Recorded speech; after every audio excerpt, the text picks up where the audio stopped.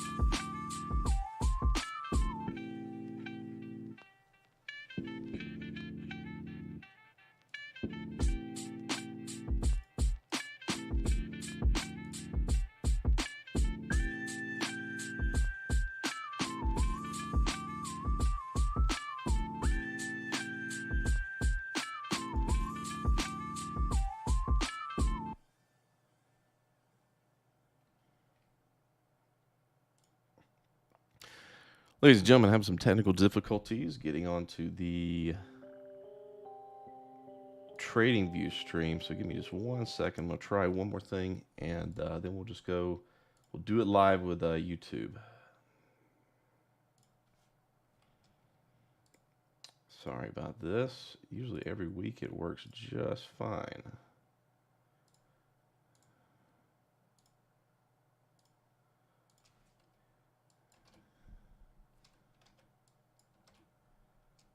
Okay. All right. Well, that looks like it solved it. I think I'm up on Trading View. Hey, Casey, are you there, man? Let me do a refresh here. Yeah, okay. Something with the SSL. Secure stuff. We had to go unsecure on it. All right. We'll get started in just a second. Let me get my windows arranged. So, welcome to the stream. While I do that, thanks for joining. I do this every Friday, 4 p.m. Eastern. That's UTC -5. And we're going to talk about NVDA today. We're also going to talk about Bitcoin. We are going to talk about trading. We're going to talk about day trading because I'm pretty happy with my performance today. I want to share today's NVIDIA and NASDAQ short trades. Yes, I shorted NVIDIA today.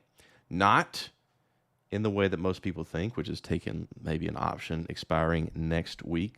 Although I do know some people that wanted to do that on my Discord. By the way, links below to social media.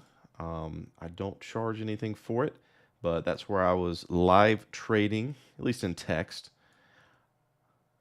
calling it out as the price action went along. Because what's more important to me than just making money for people that care to follow the live stream, follow in the Discord, and share ideas is learning the techniques, the price action analysis that I think is incredibly useful in actually trading these darn things. So let's start getting into it today. So the question I kind of tease with is NVIDIA. By the way, Casey, do you have me over there on TradingView? Give me a yes or no. Let me know. I think we're good, though. It looks good over there on my OBS. Okay.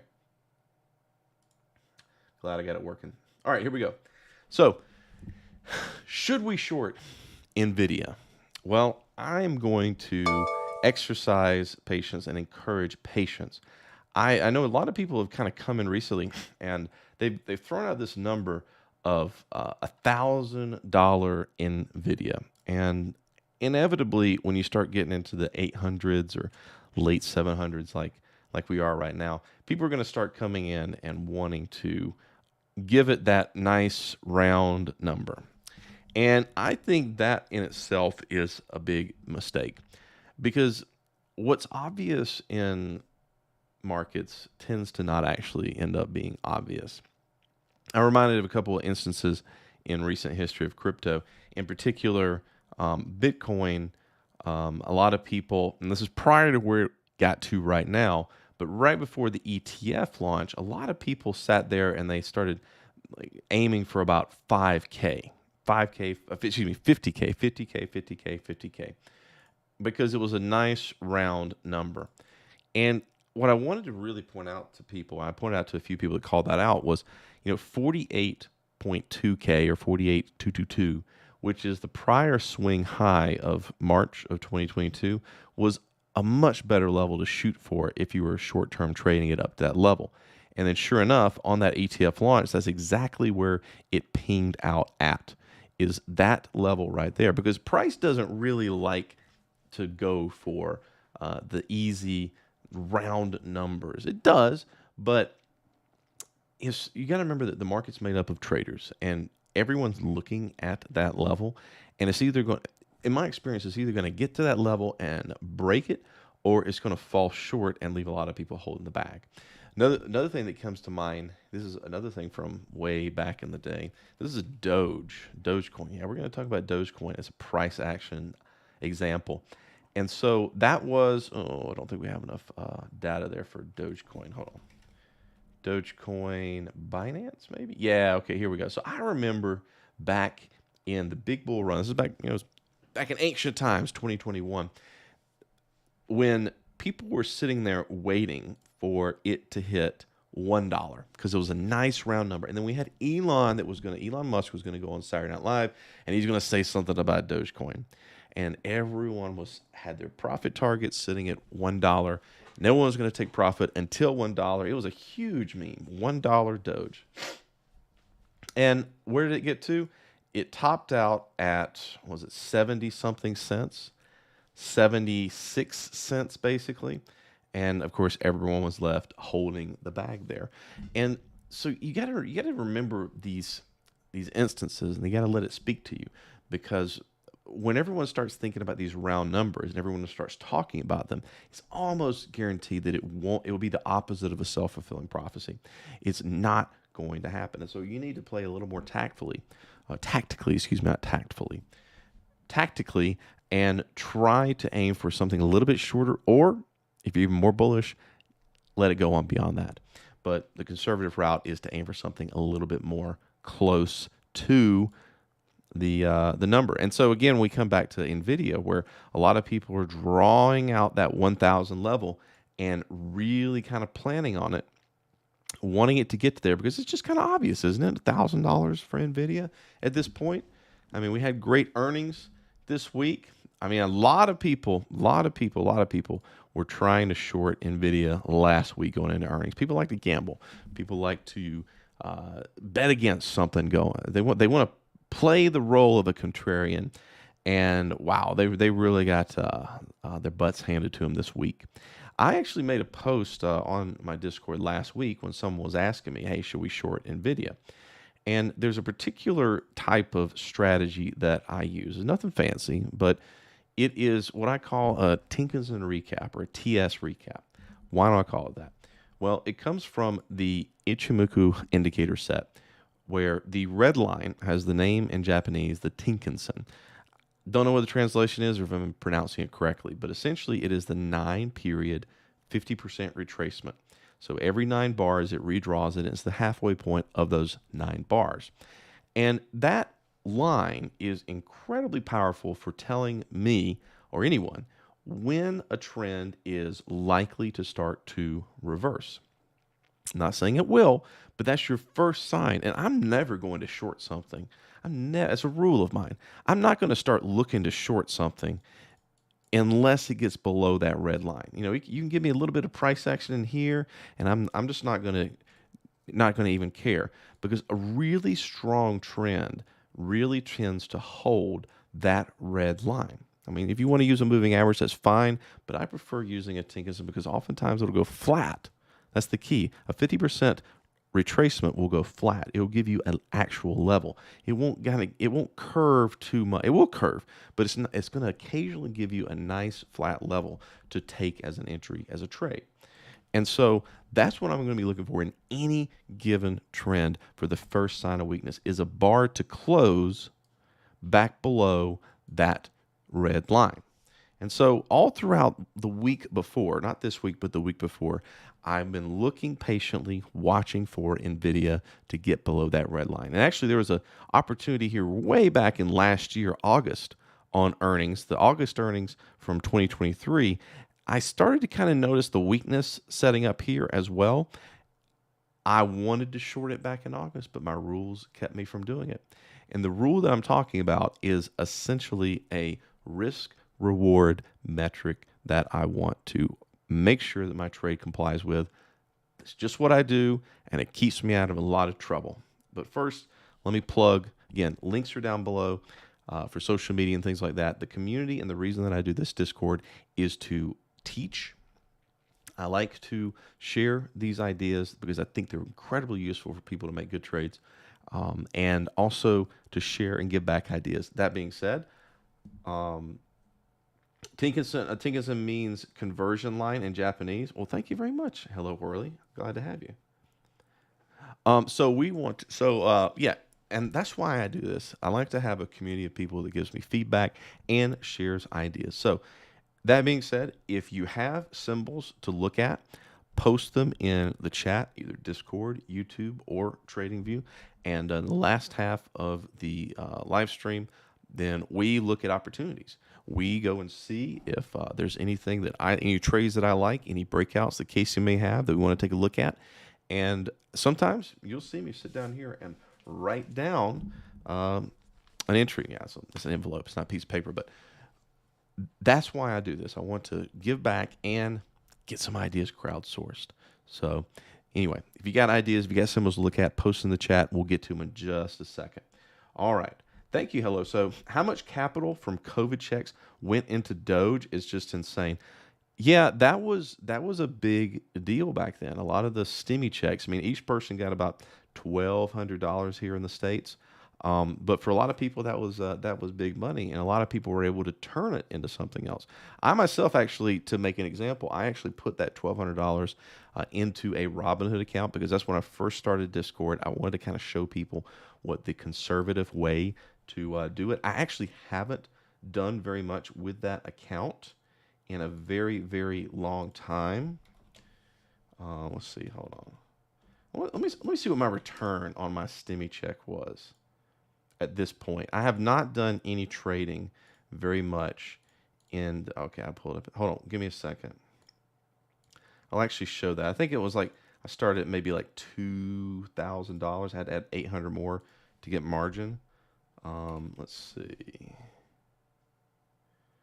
So yeah, here we go. Let's see. So basically has very much floundered because I haven't been actively trading it since that time. But basically, yeah, by just sitting it and letting it just do nothing from a starting point of May of 2020 up almost 100%.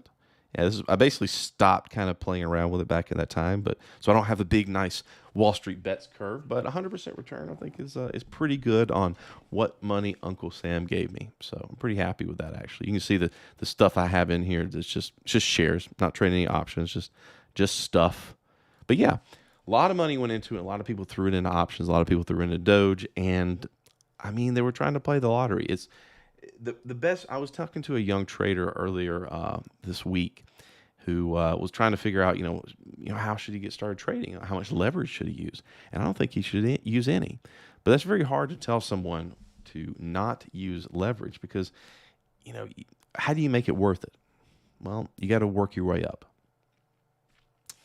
Talk to him a little bit this weekend to see if we can go over that a little bit. But back to NVIDIA. So last week before earnings, it did that criteria that I was looking for. This is a daily, or actually, excuse me, earnings was this week. Earnings was this week. But yeah, this week we had a short week because we only started on Tuesday, President's Day. But by Wednesday, it actually closed below this level, and so I updated the chat. And I said, look, here's how I look at this as a trade. So here's the real trend that got us here. Okay, it started back at the beginning of January, actually the first day of January, well, second trading day of January. Got a little swing low there on January 3rd. Topped out right here Monday on February. And so we have our first close below that red line on Tuesday of this week, the first trading day of the week. And so I'm going to look at this. Because I don't want to just jump into anything short. I don't do that kind of stuff. I want to get some kind of a pullback. I want to get a pullback to the Tinkinson, the red line.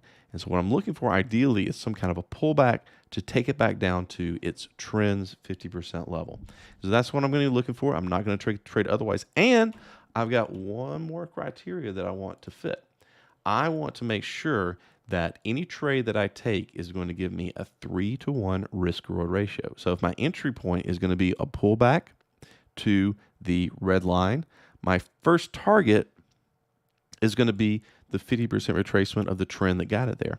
And now I need to make sure that I can get a risk-reward that gives me a 3-to-1. The problem is my stop needs to be above this last high right here. That's when I'm wrong. And no matter how I swing it, there's no way to get a 3-to-1 in this size of a trade. It's just not there. It's about a 2.3, a 1 point above it is still just a 2.6. So that's a no-go. Breaks my rule, not going to take the trade. And so I'm not really interested in this thing when, it finally even has earnings. I don't want to take a trade before earnings anyway. And yay, that rule kept me out. And now I'm sitting here waiting for another trade to go short. But he said, but wait a minute. You said that you went short this morning. Yes, on a day trading perspective. That is a little bit different. But the trade, the actual trade is is the exact same. Let me show you. So this morning we wake up and there's a huge run up in from the open. I mean, it's another gap up beyond the earnings announcement. A lot of people I think were trying to short it yesterday. Actually, let's use a 30-minute instead. A lot of people were trying to short this yesterday because it was starting to show some weakness here. But man, it's just I've got kind of like a little spidey sense by now about the best time to short something is when everyone else is really finally jumping in and trying to go long. It's just so uncanny. It's a contrarian kind of nature in me that kind of notices this. But when everyone stops trying to short something, that's going to end up being the top. It's just like when everyone finally sells their position, that ends up being a bottom. And so yesterday, there was still a lot of interest in shorting that I kind of noticed. I kind of stayed away from it. But today, really and truly what happened was I was looking at the S&P 500 futures, the ES, and they did a little spike at about, and this is kind of one of those like little feels, I guess you could say. I can't really explain it, but I'm sitting here rather kind of disinterested on this Friday morning, and it did this little action right here at 9:42 a.m. And I'm not going to really detract too much and talk about my spikes. I've talked about that in actually the last live stream last week. But this particular spike did not quite fit my rules to take a short. But when it happened, it caught my attention.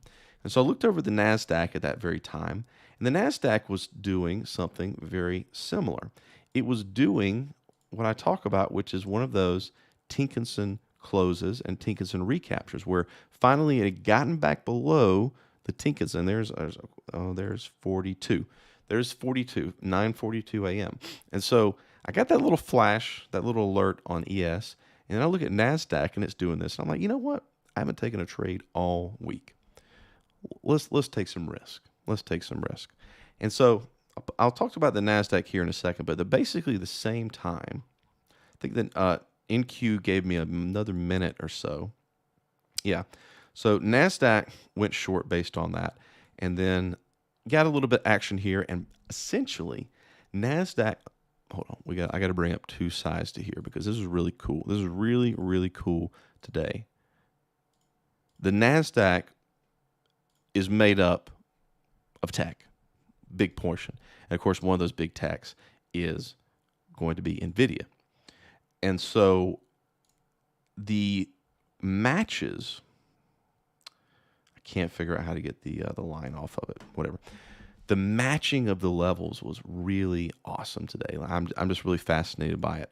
So let me pull up. So we're going to put NVIDIA on the left. Hold on, is that the left? Yes, NVIDIA on the left, and we're going to put NASDAQ on the right. And we're going to look at this. Try to do a minute by minute. I don't think TradingView lets me do that, but let's see. 9:41, NVIDIA, 9:40. Okay, it's 9:42 and 9:42. Okay, so on the NASDAQ, we have that close below the red line, the Tinkinson. Okay, that's my rule. Now, what am I going to do? I'm going to look for the 50% retracement of this trend getting up there. I'm going to mark the swing low from the AM hours of 428, the Euro session basically. And then we are going to set up the trade like so. I'm going to take a pullback to that red line with a target at the 50%. Can we get ourselves a 3-to-1? Yes, we can. We can actually get a pretty nice little buffer above that high and a 3-to-1. So I like that. That's a trade. That's good to go. NVIDIA has not quite gotten there yet. So let's go to the point where we trigger the trade. There we go. We trigger it on that bar. Sits here and makes me sweat for about a minute. This is 944.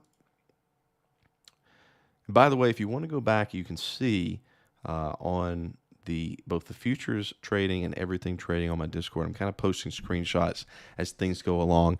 I'm kind of doing a recap of it right now because understanding this price action is very, very, very important. And so once we're in this and I'm sweating a little bit, now we're coming up on 944. It looks even better here on NVIDIA. And so we've got another opportunity here. We're going to go from this swing low down here. We're going to take this entire gap. This gap actually here, the gap from yesterday close till here is actually going to be very, very important. So actually, let's just mark those levels off. Gap levels are very, very important. Support and resistance levels. Doesn't mean it can't traverse it, but it's just really good to know. And so here we start setting up the trade on NVIDIA short. All right, with shares, by the way. You can do options if you want to, but in a situation like this where I'm going to be in and out, short shares are my pick because that way it's WYSIWYG. What you see is what you get. All right, so that pulls to there. Let me slow this down to 1. Okay. Actually, let's do this. Let's see if I can make this work the way I want it to. Okay, 45, 45. Give it one more bar. Actually, let's do that 0.5. All right, TradingView. Let's do it. See if I can talk as it happens. Ready, go. Okay. So, or is that going to be? All right, so it hits the entry there. And these are going to move very, very closely together because, again, the NASDAQ is made up of tech and NVIDIA is a big part of that. So big move down on NASDAQ is because of more or less NVIDIA itself. And so both of these trades are starting to work out pretty good. And notice how we've got two kind of levels coming up here. We got the 50% retracement of NASDAQ sitting right there. And we've got the gap level of NVIDIA coming up. So these are going to be the first to take profits. And so right around the time that NASDAQ gets to its 50% level, that's my first take profit level. And that's right about the same time that NVIDIA hits its gap level. It's also the 50% there. So they're working very much closely together. Very cool stuff. But I really want to see this thing break down into this gap level. I know from trading experience that if price can get into this zone, the gap zone, it has a tendency to fill it. And so what we really need is we need to see price get down into this gap, ideally sort of do a little pullback to hold it, and then I want to see it traverse it. And if I do that, then I know that my NASDAQ is probably going to work out just the same as well. By the way, guys, if you have any questions about this kind of stuff, I know I'm going to talking kind of fast as we go along, but I'm here to teach, so make sure that you ask the questions. Used NVDS, Jim? Yeah, NVDS is, what is that, the NVIDIA short? How do you know where to start the fib? That's a little bit of art. No, I try to look at the real start of the trend, and then the high, in this case, is going to be it. So NASDAQ kind of starts to drag NVIDIA down. Now we're getting into that zone, that gap break that I talked about. Comes back here about 10.25, holds that as resistance. That's good stuff. And now you're going to start to see both these things make a run down. Notice how the NASDAQ is going down just about the same time that NVIDIA came to this gap level, breached it, pulled back, held it, and down it goes. Well, I know it's going to go down because that's what it did. So the question here is like, all right, when do we start taking profit? Well, in this kind of situation, I've already taken profit at these 50% levels. That's my first rule. And so I'm either going to take off half my shares, half my position, or in this case, NQ contracts, take off one.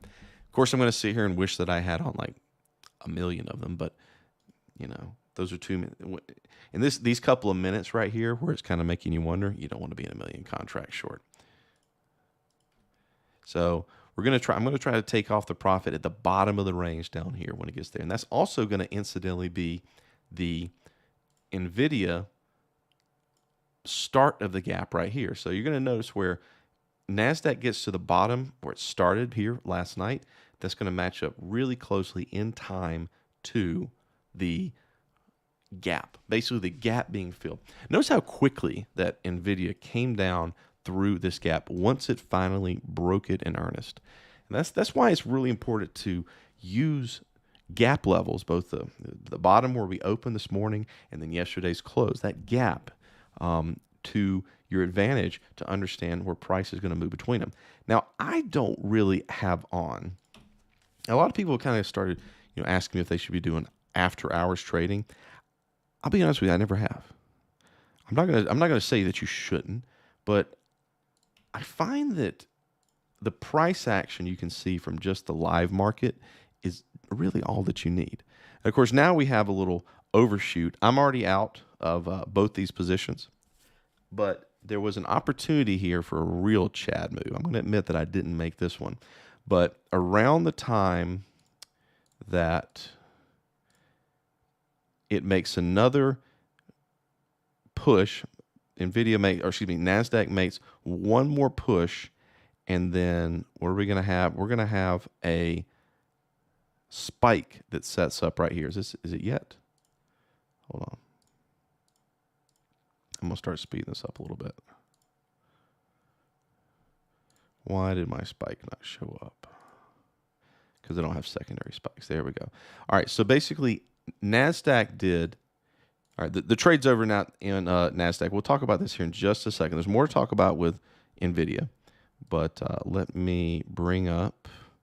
This is the key here. Zoom me in. Nope, not that.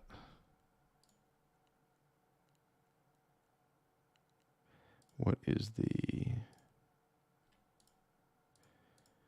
I forgot how to do the zoom this one in. Okay. We'll just go back to one. So NASDAQ. So we had a spike. Now spikes are something I talked about last week. Basically, at the bottom of this trend, you had a quick fake out, an overshoot right here at 1113, which then on the next bar closed back inside that low that it set up at 1106, and also the Tinkinson right here. Key. Again, where am I going to take this to? Take it back for the 50% of the trend. Now, Wolf, you asked a question about how do you know when to start the fib. In a situation like this, it's rather easy. You know to start it from the top.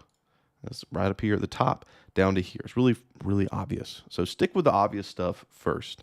If you're asking, if you start getting a little nebulous, like, okay, do I start it here or do I start it here? I tend to go for the furthest. That's my kind of answer for that. But it's rather obvious where this 50% started. And then, so that spike right there, we could have flipped it. We could have put our thing down, flipped it and reversed it all the way back up to here. So we could have played the short side and back up to the long side. Probably could have done something similar like that on NVIDIA as well. But NASDAQ was really the play here. And so took a little while, kind of meandered a little bit. But at this point, sitting pretty good. Starting to notice that we've got weakness in the NASDAQ. This is when we start thinking about, and this is already, the morning's over for me at this point. 11:30, I'm done day trading. I don't day trade into the afternoon hours. This is my day, my week is done. More money made today. This is the only trade I took this week, this short trade on NASDAQ, and that's all I needed to do. I prefer to keep it like that, actually. But I'm starting to think about the weekend. Like, what kind of a position do I want to have with the weekend? I don't want to be in a futures position, but this is where I do want to start taking some options. And there's a reason for that. I probably want to start looking at, and there we go. We get up here to the 50% retracement. The Chad move would have been to flip it down there and go long and play it up to here. Now, here is what the QQQ looks like at about this time. So I get an alert because I alert myself. It actually goes into my Discord alerts, the alert channel. I think everyone can see those, but there's a lot of them. So sometimes the signal to the noise ratio is a little confusing. But we got another spike setting up here on the 30-minute of QQQ. That's the NASDAQ ETF. This is where people, when they talk about taking puts on the NASDAQ or calls on the NASDAQ, they're going to use QQQ. And so this one right here is 84% clearance. That's good. What does that mean? That means that this bar at 9:30 this morning, I love my 9:30 spikes. I love my 9:30 opening 30-minute spikes. Basically, everyone this morning, when it came up to the market open, everyone thought the NASDAQ was going to go up. Everyone bet on it going up. Everyone being kind of, sort of a broad term. But the market thought we were going to go up to a new high, all new highs in the first 30 minutes. And it was a little bit of a fake out. It was a little bit of an overshoot. And so you end up getting a spike like this because price got back down. The bar closed back below the prior high, and also the red line the Tink is in right there. This is a trade. And especially because if we're just a pattern looking trader, what do we have here? We have a potential double top scenario setting up. I love my spikes to set up double tops. I'm not going to take any double top scenario because I can draw all kinds of different pictures that I might want on here. Like there's the smiley face, there's the nose. Yeah, he's got a little, and there's a little tongue coming out. Yeah, so this is the happy Mr. Tongue out pattern. Exactly. No. So I only want to take this when I see my spike. And so as we start getting down into the latter part of the morning and I'm done with the futures trade and the minutes are ticking by and I'm trying to think what video game I want to play to pass the rest of the day, we get back up to that profit target on the pullback. And of course, that's going to be the entry point for the spike, the pullback to the red line. And so here's where I'm going to start looking to take puts. And so the puts that I took were the March 15th expiration. Let me look at my calendar. And that's because I just prefer to take normal, third week of March 15th. The 431, because those are trading at 30 delta. 30 delta is just generally what delta I use to choose my strikes. And so I'm going to take these puts with the profits from the short to see if we can't get some kind of extra movement, some kind of a double top that starts to set up from here on the NASDAQ. Because now we got some weakness in the stock market. A lot of people in the crypto space are talking about the stock market is about to crash. I've seen that this week. I'm going to talk about that in just a second. But from a tactical standpoint, now we actually have weakness. It's not just a meme, although they may say that they're right because of their memes. But no, we'll talk about that in just a second. But now I'm sitting in over the weekend some puts on the NASDAQ. And as it goes along, let's see what we did here. Booga, booga, booga. All right, well, we'll see what happens next week. But we finally got a little bit of a sign here of a potential double top, a stop out of people that were trying to go long, and a little bit of weakness on NVIDIA. And I'm not going to short NVIDIA yet, but you guys should remember, when do I want to short NVIDIA? That is when, on this daily, we get a close below this red line. And we're not going to get it quite yet. When will we get it? So I can kind of forecast a little bit. Let's just say we don't make a new high on NVIDIA. So we're going to have the low here. That's going to be 1 bar, 2 bars, 3 bars. Okay, so we're going to add 5 more bars to it. That'll be the next week. So 5 bars, that'll give us 8. Yeah, so basically over the next week, the level to watch, which incidentally ends up being a very close match to this past high, 743, or basically 746. Let's call it 745. All right, so the level now for NVIDIA to possibly come down and hold as support and then potentially break and then set up for a short is 745. That's what I'm going to be looking at next week. I'm not going to sit here and try to be clever and grab these little top picks. 745. 745 and 2 zigzags. Baby, that's all I need on NVIDIA. All right. So that's when to short NVIDIA. I'm going to be looking for that particular number, that particular level to break or hold. Now, that could change. Maybe we get some kind of an interesting little 30-minute spike. Like, well, there we go. Remember how we had the NASDAQ spike right up there? The problem on this one was, and I had someone ask this on Discord. I have a good little good student that asked me lots of good questions.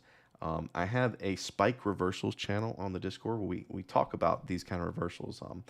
And I really appreciate his questions.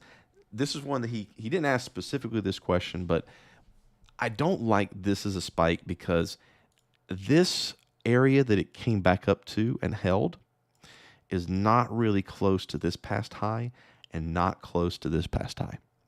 Remember how on the QQQ, that spike level is very, very close to a false breakout in the past. That's the kind of a spike that I want to take. But darn it, if NVIDIA is just not super bullish, it's not really showing me any kind of prior structure to match up this spike with. So I'm just going to sit back and I'm going to wait. I'm going to sit back and I'm going to wait. And I know that 745 is relatively pretty far down there, but let's think about it. If NVIDIA goes down, if the NASDAQ goes down, if this, kind of a next week bearish bias that I have on the NASDAQ plays out, we're going to get to 745 and we may potentially break it. And then on the retest, the back test of it, we're going to be good to go. So hashtag that's not financial advice. That's just what I'm doing. But keep an eye out because, hey, everybody's looking at NVIDIA. There's a lot of money flowing in and out of that stock. This is the hot stock right now, and hit it. Hit it. Good luck. Good luck to you. All right. I got some questions in the chat. Get them in. Get them in. We're in the last half of the last half, whatever. It's I go on as long as people keep on asking me questions. I'm here for you guys. But yeah, if you got symbols to look at, post them in the chat, either Discord, TradingView, or YouTube. Let me talk about the Bitcoin topic real quick, actually. So Bitcoin topic I've seen in social media this week. There's a meme going around in, let me bring up Bitcoin here. Nose is itching, sorry.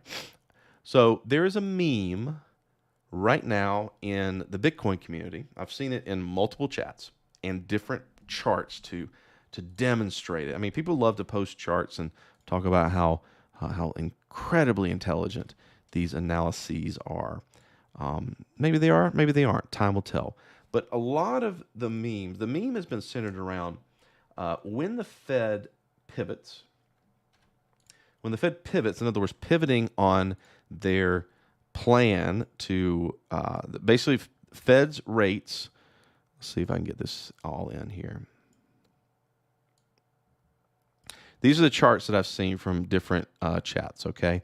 They're all basically saying the same thing. Every time that the Fed has pivoted and lowered rates, the stock market has crashed. And so everybody's like, okay, stock market is about to crash because the Fed is going to pivot. Wait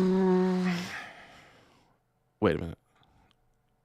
Did the Fed say they were going to lower rates? I must have missed that because they haven't. Oh, we're presuming they're going to have to lower rates. Why? Oh, because inflation bad. Okay, well, inflation ticked up last week, according to the CPI, 1/10 of a point above expectations, and the Fed basically reaffirmed that they're just going to sit and wait. And I've kind of got to the point where I'm just going to take the Fed at their word. They kind of do what they say they're going to do, but there's an entire industry, a media industry around trying to predict what the Fed's going to do. That's what basically your yield futures are going to be based on, because there's a lot of money that is involved in interest rates, no doubt about it. And I kind of have this theory on why this meme has started to crop up in Bitcoin circles and the Bitcoin maxi chats. I think that they're trying to put it out into the universe, as it were, that the Fed is going to lower rates because, let's face it, Bitcoin was matured in a zero interest rate environment. And the big run, the huge run that we saw in 2020 and 2021 happened after we dropped COVID, or COVID came in and they dropped rates to zero, everyone, especially Michael Saylor, was taking out 0% interest rates loans to buy crypto, buy Bitcoin. And man, wouldn't that be an awesome for our current positions if the Fed lowered rates again and proved the investment thesis of Bitcoin to be true? You know, Bitcoin is a limited supply, can't inflate it. It's the hedge against inflation. Wouldn't it be great if the Fed came along and made us Bitcoiners all right? Because we know we're right. We know we're the secret kings that have this wisdom that no one else has, but everyone's going to have it one of these days because Bitcoin's inevitable. You know, everyone gets Bitcoin at the price they deserve, right? Because everyone has to buy Bitcoin, right? Right? Well, that's the meme this week. The meme this week has been that the Fed's going to pivot and the stock market's going to crash. Big problems with that. Fed has not pivoted. And I also don't really agree with the thesis. I think this is one of those cases where you look at a chart and you superimpose it and you kind of see what you want to see. Big glaring thing here on this chart, when somebody's trying to make this argument, is they completely miss the 2019 crash. They don't really talk about that quite as much as they try to bring in COVID. And this is kind of like an after the fact sort of thing as well.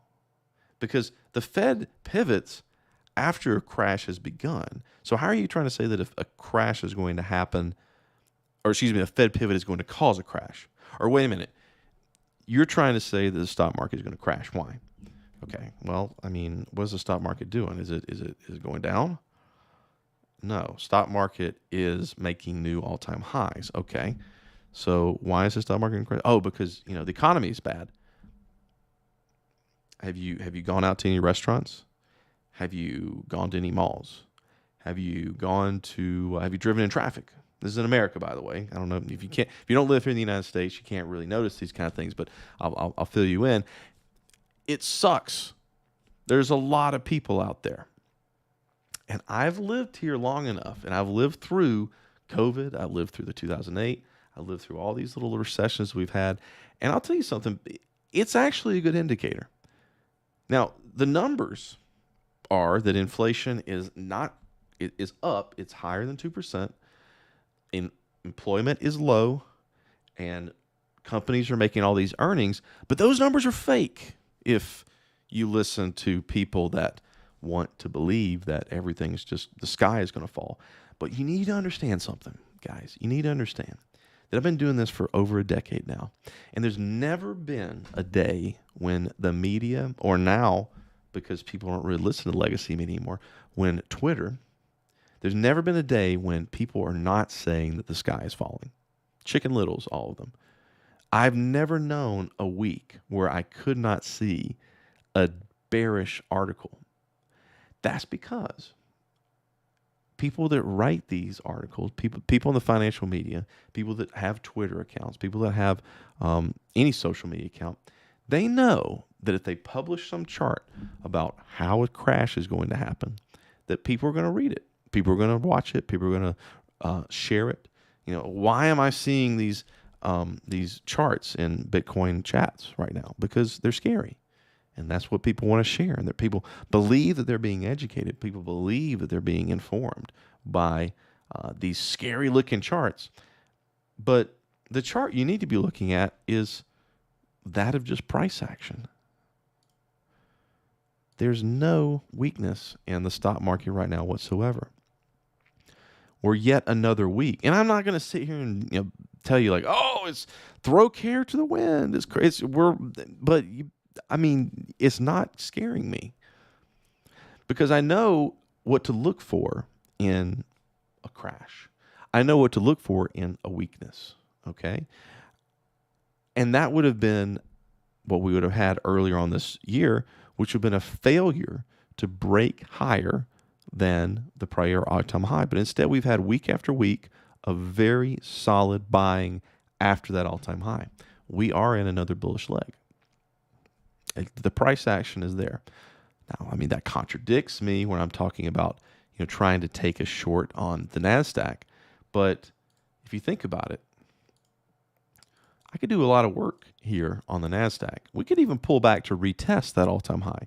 We could test this little pivot high right here, and I can make money on a put that's going out to March. That's not saying the stock market is going to crash. But what you have to understand is that in any given year, you have 2 to 3, 5%, what do they call them? Corrections, okay? And that just happens. It's 5% to 10%, basically. I mean, we had a couple of these in 2023. Think about 2023. You guys, if you're listening here, I know that you've probably been trading. You've probably been watching financial media for at least more than a year. Think about last year. Think about how crazy people got in March of last year when they had that banking FUD, okay? Stock market went up and then it went down 9%. And everyone thought that the world was going to end. That was a pullback. That was a great freaking opportunity to buy stocks. Then in October, same thing happened. We had a pullback from July to October. There's another about a 10% pullback.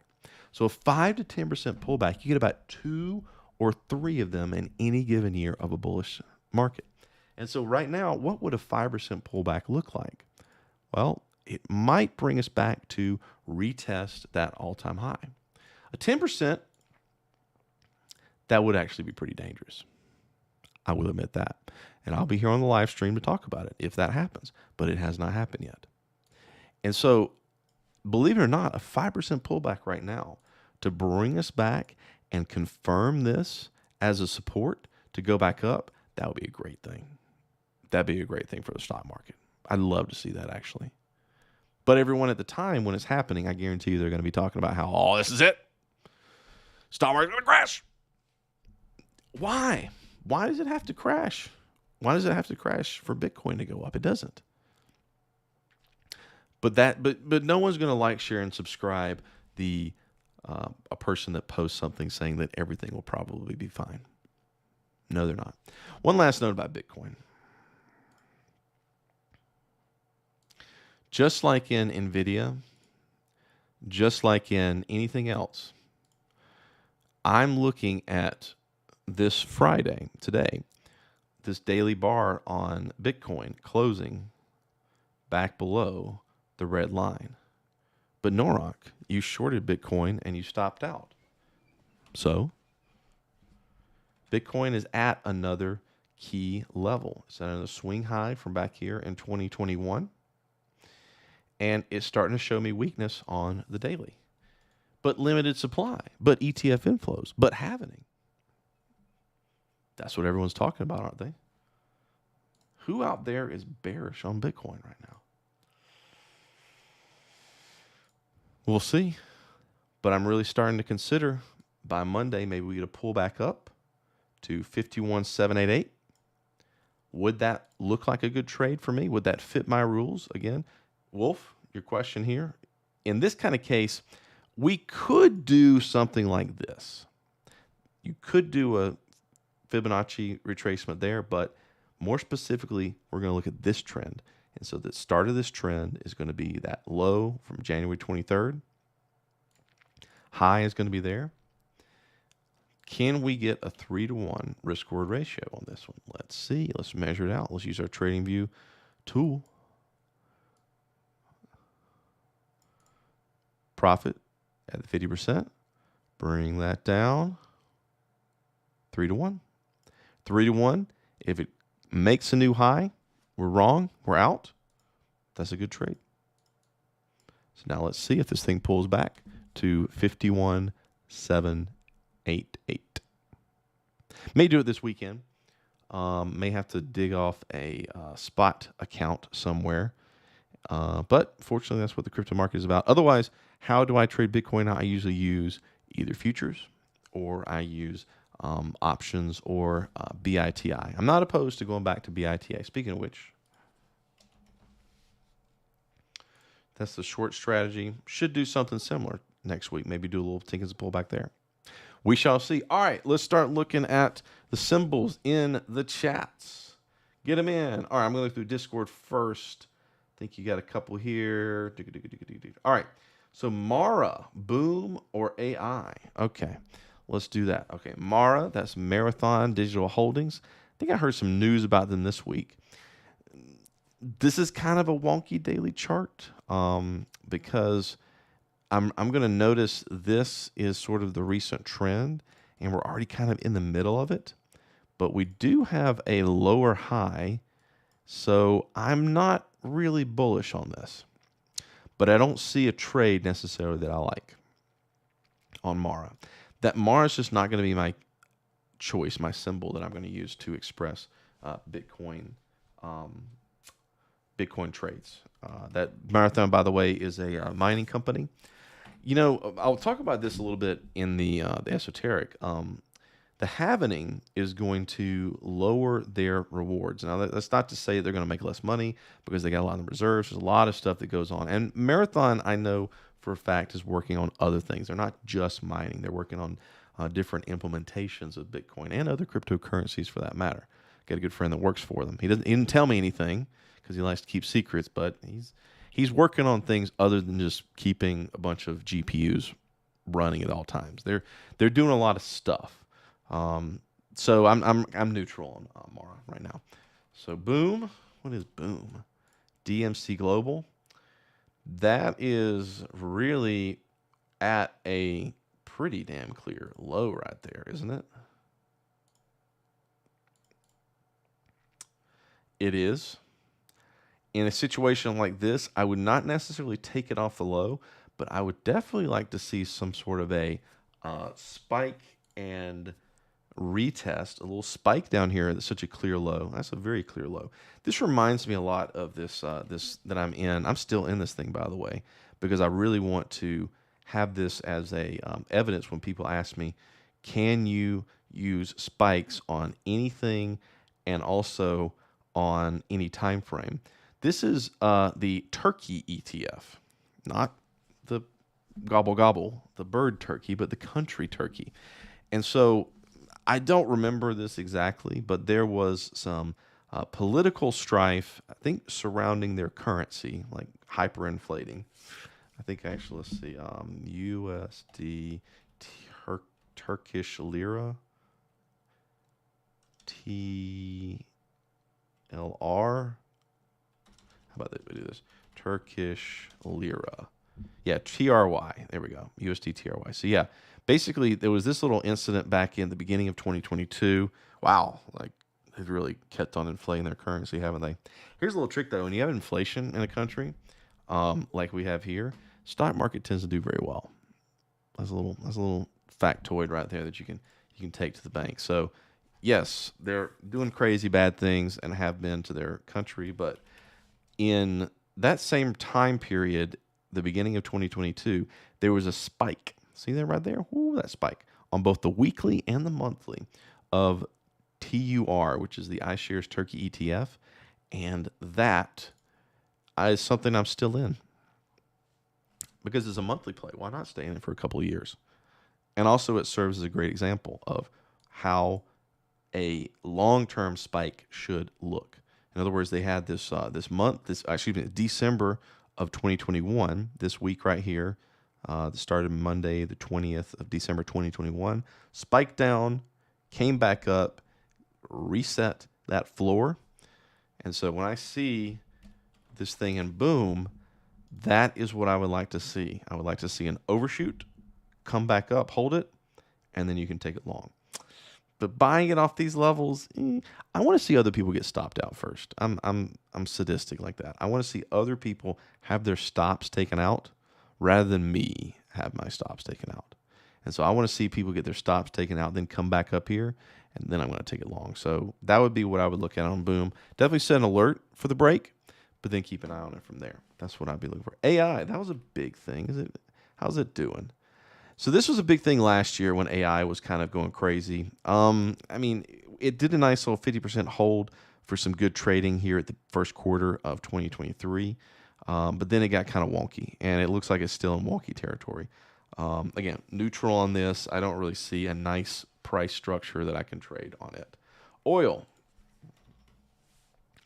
Is this oil India or is this oil as in the commodity? I'm going to presume you mean oil, the commodity. In that case, what I use for that is, wait, no. I use WTI because USO is, I don't like to, if I'm looking at a commodity, I want to get to the closest thing to base as I can. CL, which is oil futures, they have that, below zero print from, back when. WTI kind of normalizes that.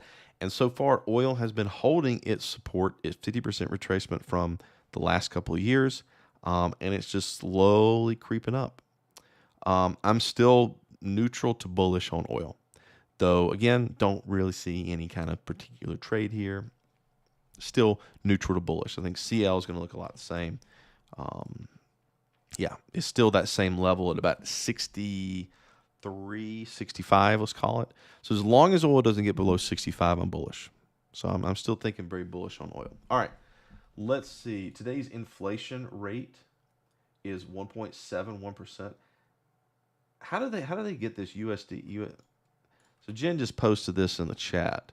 How do they come up with this? I mean, they note that the government reported raise 3.1, which that's the number we see, but the year-on-year change is based on some metric that they do. And the UK inflation rate is 2.54. Huh. Okay, bad fees. All right. Where did you say Whole Foods? Wait. Oh, you weren't talking about symbols. I was about to say Whole Foods is owned by Amazon. Amazon. How's Amazon doing? Well, I presume. Yeah. Amazon's doing well. Amazon's coming up to retest its highest. It's going to get there. Hashtag not financial advice, but that thing's going to come up to here. I mean, it's just, if you want to take a quick short trade up there, it's going to get there. It's dangerous, but it's going to get there. All right. Let's go back to YouTube chat. ADA. Cardano. A friend of mine came and gave me this.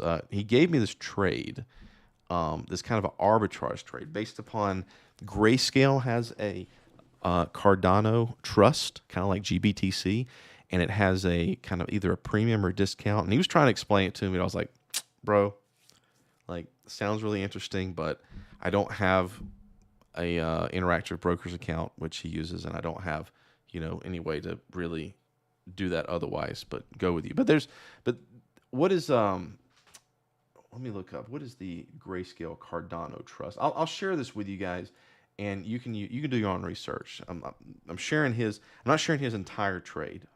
Actually, you know what? Hang on. Since he posted it publicly, let me actually go find this. So if you're interested in Cardano, credit is not to me, credit is to a buddy of mine, but he shared this to me. Let me find it. So this is an arbitrage. And let me obfuscate his name because I don't think he wants to be fully on blast. 1 second. I'm going to sanitize this a little bit. So what do I think about it on the daily time frame? It's not quite bullish yet. So this has been an interesting case study because when Bitcoin was doing a big run up in the last part of the year from October to December, a lot of people started looking at Cardano, they started looking at Solana, and they started asking me the question, when do I buy it? And they started asking on the live stream about right here, as people are kind of want to do. And this has been and continues to be, as I look at it this week, another great example of 50% retracements working. So anytime that you see something mooning, be patient. Draw a fib of 50% retracement, and then put your order there. Don't go buying it here. Don't go buying it here. Don't go buying it here. Wait for the pullback. Patience, young Padawans. All right. So 1 second. So this is the Cardano arbitrage trade. If you want to, you can pause the video, bring it up once I get it kind of sanitized. There we go. Okay. So let's So you asked me the Ichimoku Daily. The Ichimoku Daily is essentially coming up to potentially be a double top. Basically, when I look at a trade on Ichimoku, oftentimes this 50% retracement will match with the bottom of the cloud, especially on a daily time frame. It really tends to do well when it encapsulates the price action as such. But if you touch the bottom of the cloud here, then you got to kind of wait and see if you're going to actually break the high or not, because you've weakened the trend enough where this could possibly be a double top. So this is an Ichimoku double top. I don't talk about that very much because I don't really use that in my trading. I don't really talk about that on Livestream very much, but that's how I came to know it years ago when I did trade and study Ichimoku, is a double top. All right, so trading opportunity. Grayscale has a Solana trust. It is trading at a 400% premium to NAV. That's net asset value. So in other words, it's trading at a premium to the actual Solana they have inside the trust. So you short 100 shares of it because it's trading at a premium, and then you buy the equivalent Solana at another exchange. And so what you're expecting to happen is you're expecting the Solana trust, the Solana Grayscale trust, let's find that symbol, hang on, to come back to where it should be, which is the net asset value, which is the actual Solana that make it up. So basically, if Solana goes up and Solana goes up, then also the Grayscale Solana trust should go up as well. And so as long as you don't margin yourself too much and you just think about it like, okay, they're going to move in tandem, Grayscale Solana trust. This is GSOL, GSOL. Your S out of luck. So, okay. Yeah, it's actually really kind of outperforming. You know, this isn't very a hard trade. Why am I saying no to this? Why am I saying no? This is actually a pretty good trade. I think the problem is you need to be able to short. You need to be able to short GSOL, and that might be kind of hard because some of these things are going to be like hard to borrow. But this is actually a pretty good trade. This is a really good arbitrage trade because you basically how he's come to this conclusion is he has looked at the amount of Solana that they say that they have on their balance sheets, and then that has a certain value, okay, dollar value. The shares, there's a certain number of shares outstanding times the share price, which is the market cap. So the market cap, the total value of all the shares together is 5 times higher than the actual Solana. Why does that happen? Because a lot of, I guess, boomers, that would be, I'm just saying that facetiously, but people that want to put Solana in their IRA, it's worth it to them to do this instead of go out and get a crypto trading account, I suppose. There could be other reasons to it. So this is not just a go nuts trade, because in other words, he does note in his thing right here that this is the exact trade, the inverse of it, that got a lot of people in trouble, like the what was it, Gemini? No, not Gemini. Who were the people? There was a lot of three Arrow Capital, 3AC. This wrecked them because they were in this kind of an arbitrage with Bitcoin and GBTC for a long time. The spread between the discount and the price was going, and they assumed that they were eventually going to come back to even, and they didn't for years. So arbitrage trades are cool. They can work, but they can also get even worse. So this is not a panacea of awesome, but it's something I wanted to kind of notice because you asked me today about Solana. So right now there is an opportunity for arbitrage in Solana. Do with that as you will, Mr. Volve. Okay. XLM USD. Let's see what that is. Kind of getting into the end right here. So let me do some lightning rounds here. XLM USD. This is that it? XLM USD. I don't really see anything compelling here. It's just kind of going nowhere. GRT. The graph. All right, we got a nice breakout here. On the weekly, momentum is not quite out of the weekly cloud right yet, but that's looking pretty good. from a weekly standpoint, but it is mooning.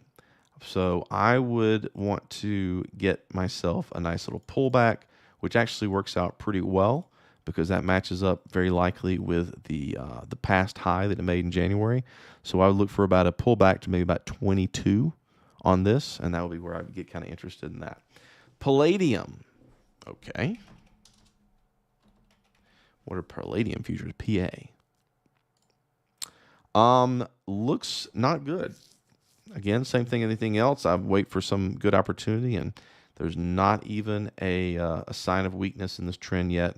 You had a little Tinkinson pullback here, but did not hold.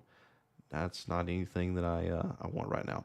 Long on spot, 50% as support. Are you talking about spot as in Spotify, or this is breaking its 50% on Spotify. Look at that. So it came up to its 50%, broke it. This is a weekly chart, by the way. Nice little pullback last week to confirm that support. Oh, that's beautiful. Look at that. Look at that. Price knows where these levels are, by the way. Price knows. So you got a nice little break on earnings. Oh, this is good. Why can't somebody come and tell me about this like earlier? This is last week, actually. Damn. No, it was the week before. So basically, Spotify on earnings broke its 50%, just shot right through it, came back, held it the day after, held it on last Tuesday, and up it goes. That is a break, retest, and go on a 50%. That's good. Spotify bullish. Good stuff. Good stuff. Good stuff. Thanks, Jeremiah. NVIDIA is long-term bullish. Do you think next week is a correction to pull it back a little after earnings? I think, and I am trading, that NASDAQ will pull back between now and the middle of March. That is what my trade suggests. Do I think that NVIDIA is going to give us that opportunity? I don't know. We're going to see next week. If you earlier in the live stream, hopefully you saw it, 745. That's the level I'm looking at on NVIDIA as potential support. All right. Just a quick recap, because that was the subject of today's live stream. NVIDIA, essentially what you have is I'm going to be looking at this pre-earnings to post-earnings little yeet here, matching up with the past high that it made before earnings on February the 12th. And there's your 745. There is your battle line right there. It needs to hold that level to go higher, or maybe it just keeps on busting higher. I'm not short NVIDIA yet. I'm waiting for an opportunity. But I'm waiting very closely. I'm looking very closely day by day. Sub drop for you. I'll follow the live stream going forward. Okay. Yeah. 745. Draw a line there. Set an alert. See if you pull back. See what it does there. All right. Let's go through Casey's breakouts, and then we're going to call it a P Cargo Bull. Burr. All right. Yes, it does. All the way up. All right. Quick lightning round of Casey's breakouts. And that's going to be it, guys. So I like this one. I like this one a lot because you have a past high that's breaking above. This is an earnings breakout. Boom. Yeah, I like this one. This was good. You may not even get a pullback to confirm it, but that's good. That's going for another leg. That's a good solid daily candle to close above it. That's the kind of breakout I like to see, where you have some past price structure to validate the breakout. ELF, that's just going up. DKS, just going up. EME, just going up. It's almost like the stock market itself is going up.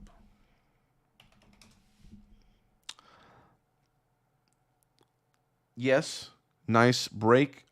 You had the spike here at the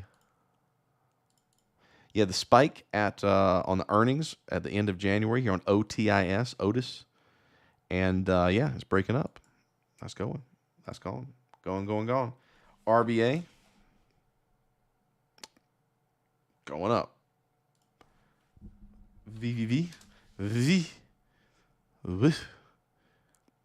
going up. Almost like the stock market is making all new all-time highs, and every other stock is too. All right. EPR.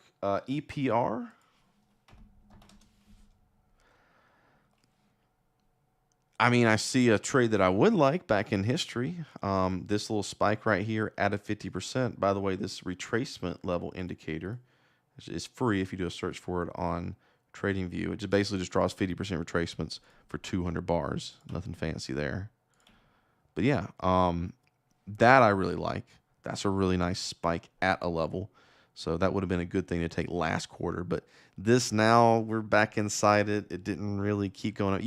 Let me tell you something. You only want to own winners. You only want to buy winners. I know that sounds dumb, but you don't want something to come back. And this right here is, you had a really solid hold of a support, came back up. It had every opportunity to go higher for days and weeks, and you got back inside it, and now you're just kind of in a zone. Not what I want. Well, not what I want to go long on. And I wouldn't short it until it started to break this level either. So I don't see it there. Should have kept going. All right. RHHBY